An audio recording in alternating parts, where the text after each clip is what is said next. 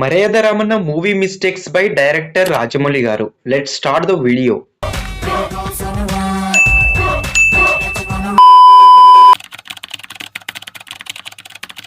ఇక starting scene ని చూసుకుంటే గనక ఇక్కడ ఇతను వచ్చేసి ఒక పెద్ద కత్తిని పట్టుకొని పోతాడు. యాక్చువల్ గా తను పట్టుకున్నది పెద్ద కత్తే, ఎలాంటి కత్తిని పట్టుకొని పోడు. కానీ ఇక్కడికి వచ్చాక చూస్తే తన చేతిలో ఇంకో చిన్న కత్తి ఉంటుంది. ఏడబెట్టుకొని తీసుకొచ్చావురా నాయన. ఇక మన సునీల్ అన్న ఎంట్రీ సీన్ చూసుకుంటే గనక తన సైకిల్ ని చూడండి, బ్యాక్ సైడ్ లో 2 బస్తాలు ఉంటాయి. కానీ జంప్ చేసిన తర్వాత చూస్తే ఆ బస్తాలు ఉండవు. ఇక పడిపోయాయి అనుకుంటా అనే లోపే నెక్స్ట్ షాట్ లో మళ్ళీ 2 బస్తాలు వస్తాయి. ఇక దీంట్లో సైకిల్ కి ఇలాంటి ఒక ఎర్ర డబ్బా లాంటిది ఉంటుంది. కానీ సీన్ కంటిన్యూస్ లో అది మాయమైపోతుంది. సరే పోతే పోయింది అనుకుంటే మళ్ళీ ఇలా తొక్కుతూ వెళ్తున్నప్పుడు మళ్ళీ అది ప్రత్యక్షమవుతుంది. ఎవడు పెట్టాడు, ఎవడు తీసాడయ్యా. ఇక మన సునీల్ అన్న లోపలికి వచ్చినప్పుడు చూడండి, వాళ్ళ పేరెంట్స్ ఫోటోలను చూస్తూ ఉంటాడు. ఇక ఆ ఫోటోలను కాకుండా ఈ సైడ్ లో ఉన్న అద్దాన్ని చూడండి, అద్దం అక్కడే ఉంటుంది, ఎక్కడికి వెళ్ళదు. కానీ ఇతను వచ్చినప్పుడు మళ్ళీ అదే ప్లేస్ లో చూసుకుంటే గనక అక్కడ అద్దం ఉండదు, ఎవడు తీసేశాడు అనుకుంటా. కట్ చేస్తే ట్రైన్ సీన్ అన్నమాట. ఇక ట్రైన్ సీన్ లో ఉన్న మిస్టేక్స్ దాదాపు అందరు చూసే ఉంటారు. అయినా సరే ఈ వీడియో కోసం ఒక్కసారి చూడండి. ఇక్కడ చూస్తే మన హీరో కూర్చునేటప్పుడు ఇలా ఎంట్రీ గేట్ పక్కనే కూర్చుంటాడు. కానీ ఈ ట్రైన్ జర్నీలో మాత్రం సీట్లు జరిగాయి అనుకుంటా ఇలా మధ్యలో కూర్చున్నట్టు చూపిస్తారు. కానీ మళ్ళీ హీరోని ఫస్ట్ ఎక్కడైతే కూర్చుంటాడో అక్కడే చూపిస్తారు. ఏంటో ఇలా అయ్యారా మరి. భోగి పైన ఉన్న ఈ పేపర్ ని చూడండి, అదేనండి ఈ సీట్ నంబర్ వెతికే ఈ పేపర్ అన్నమాట.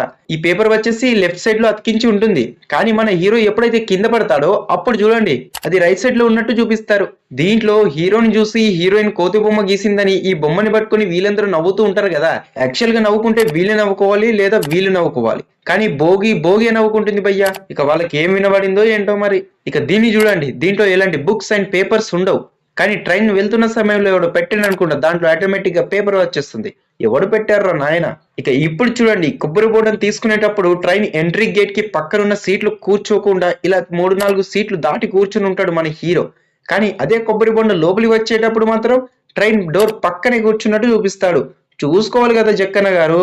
ఇక ఇదే సీన్ లో ఈ కిటికీని చూడండి, దానికి ఇలా చెయ్యి కాకుండా కాలు పెట్టినా వెళ్లేంత స్పేస్ ఉంటుంది. కానీ అదే రోజు నైట్ అయిపోయిన తర్వాత చూసుకుంటే గనక దాంట్లో చెయ్యి కూడా పోదు, దాంట్లో అంత తక్కువ స్పేస్ ఉంటుందన్నమాట. అలా ఇలా చేంజ్ చేసి పడేశారు రా బాబు. ఇక జక్కన్న గారు చేసిన ఇది మిస్టేక్ తెలివి తక్కువ పని నాకు తెలియడం లేదు.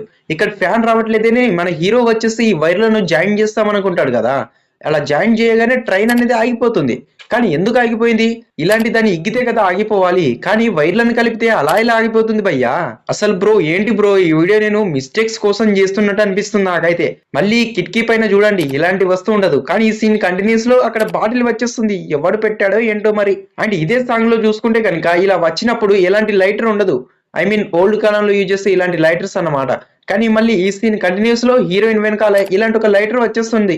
ఇక ఇక్కడ చూడండి, మనోడు కత్తి పట్టుకుని పరిగెత్తుకుంటూ వస్తున్నప్పుడు వీళ్ళందరూ భయపడతారు. కానీ వీళ్ళ వెనుకున్న వీళ్ళు వచ్చేసి భయపడరు, ఎందుకంటే అది రాయలసీమ కాబట్టి.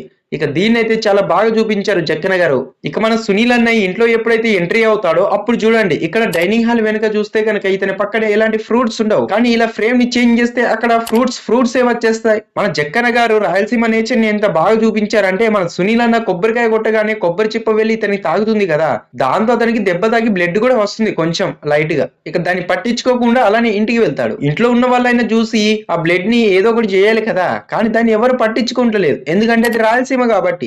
నిజంగా హ్యాట్సప్ టు జక్కన్న గారు. ఇక్కడ ఎంత డెడికేషన్ పెట్టి రాజమౌళి గారు ఒక్కొక్క సీన్ తీశారంటే, మన పగోడు వచ్చాడని ఇలాంటి ఒక గొడ్డల్ని అయితే తీసి చూపిస్తారు కదా. ఆ గొడ్డలు గుర్తుందా మీకు?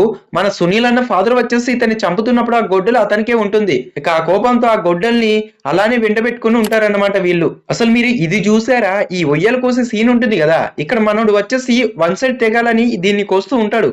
అప్పుడు వన్ సైడ్ కోసినప్పుడు ఆ సైడే తెగాలి కదా, మళ్ళీ ఈ సైడ్ ఎందుకు తెగిందంటారు మరి. ఇక ఈ సీన్ లో ఈ బ్లేడ్ ని కరెక్ట్ గా అబ్జర్వ్ చేయండి. ఈ హోల్ అన్న పాయింట్ వచ్చేసి పైన ఉంటుంది, కానీ ఈ ఫ్రేమ్ లో చూసుకుంటే కనుక అది ఇలా ఉంటుంది, పైన హోల్ ఉండదు.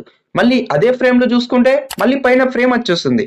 ఏంట్రా బాబు, ఒక పక్కన పట్టుకోవా ఏంటి? ఇక దీన్ని చూసినప్పుడు రాజమౌళి గారు మైండ్ ఎలా పనిచేసిందో నాకైతే తెలియడం లేదు. మన సునీల్ అన్న ఇంటి నుంచి పారిపోదామని ఈ పైప్ ని పట్టుకుని ఎక్కుతాడు. ఇక ఆ పైప్ ని చూసుకుంటే కనుక అదొక ఇనుము పైప్ అన్నమాట. అలా ఎక్కగానే అది బెండ్ అయిపోతుంది. ఇక వీళ్ళు తాళ్ళు పట్టుకొని లాగగానే అది రివర్స్ బౌన్స్ అయ్యి పైకి వెళ్తుంది. ఎక్కడైనా బెండ్ అయిన పైపు వచ్చేసి యథావిధిగా క్యూర్ అవుతుందా? కానీ ఇక్కడ అయింది భయ్యా, అది ఎలానో ఏంటో మరి. ఇక మన సునీల్ అన్న ఇలా పట్టుకొని కూర్చున్నప్పుడు బ్యాక్ సైడ్ లో చూడండి ఫుల్ గా వాల్ ఉంటుంది, ఐ మీన్ గోడ ఉంటుంది అన్నమాట ఇక్కడ. కానీ ఇతను వచ్చి వీళ్ళని పిలిచినప్పుడు చూస్తే ఇలాంటి ఒక ద్వారం వచ్చేస్తుంది. ఇక్కడ చూడండి మనోడు వచ్చేసి ఇలా కూర్చుంటాడు కదా, వీళ్ళ మధ్యలో చాలా గ్యాప్ ఉంటుంది ఇక్కడ. బట్ దాన్ని ఇలా చూసినప్పుడు వాళ్ళు దగ్గరగా కూర్చున్నట్టు చూపిస్తారు. ఇక కట్ చేస్తే బ్రిడ్జ్ యొక్క సీన్ అన్నమాట. ఇలా నిలబడి ఉన్నప్పుడు ఈ సైడ్ లో చూడండి ఈ వస్తువు అనేది ఇక్కడ ఉంటుంది, కానీ హీరో ఇలా దీన్ని వేస్తున్నప్పుడు చూస్తే గనక అది ఈ సైడ్ లో వచ్చేస్తుంది. అలా ఎలా వచ్చేస్తుంది భయ్యా? ఇక ఇంతే గైస్ ఈ మిస్టేక్స్ వీడియో. మళ్ళీ నెక్స్ట్ వీడియోలో మళ్ళీ కలుద్దాం. Bye bye.